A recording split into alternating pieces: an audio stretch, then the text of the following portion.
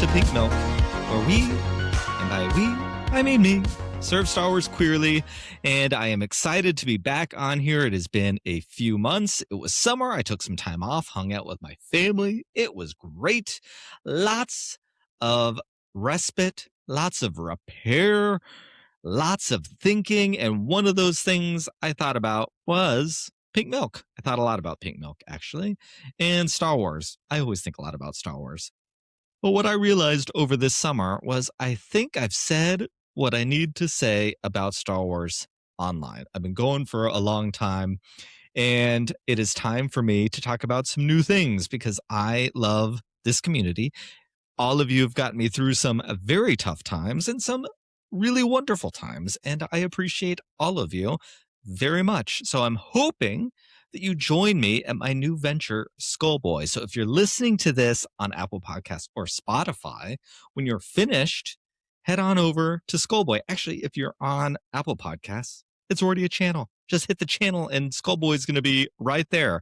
If you come to Pink Milk for deep dives and Star Wars takes, you'll probably enjoy Skullboi. It is not all that far of a pathway away from Star Wars. On Skullboi, I am going to look at how our analog past continues to shape our digital future, and most specifically, the last 2.5 decades of our analog times, the 80s, the 90s, and Y2K. So if you're a Star Wars fan, most likely those generations are hitting you in some way, shape, or form.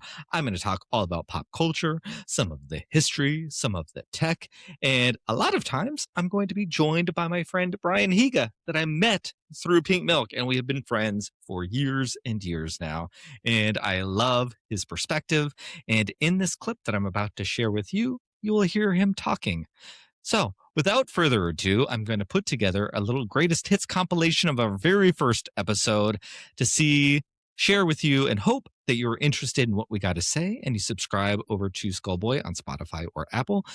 Better yet, if you enjoy it, head on over to my website, www.skullboi.com, where I am going to hit you weekly with a wonderful little newsletter that will spin off into the podcast. If you watch this on YouTube, you're already subscribed because I just rebranded Pink Milk, and it is now Project Skullboi, where you can still find Pink Milk. And hey, there's a new Star Wars movie coming out next year, and I love Star Wars, so maybe Pink Milk will have a little episodes here and there. So don't unsubscribe to this channel. One day you might pop it up, and there's like, hey, there's a new episode of Pink Milk. And anyways, I hope to see you soon.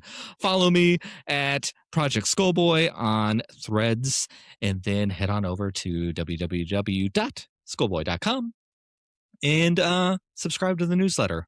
Hope to see and hear from all of you. Leave a comment. Let me know. Thank you. And here is Skullboi.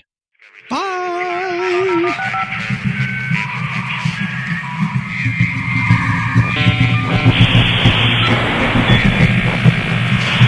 Is all about how our analog past shapes our digital future. We really look at the 80s, the 90s, and the Y2K timeline, and kind of the last of the analog years where the start of this digital revolution started, and break things down from there. Funny story, back in the 80s, there was no internet.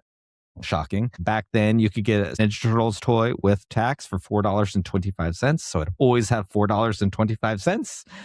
And that was a lot of the stuff that the technology that we used back then. Like, well, do we want to watch this movie, this VHS? Well, we got to make sure we rewind it.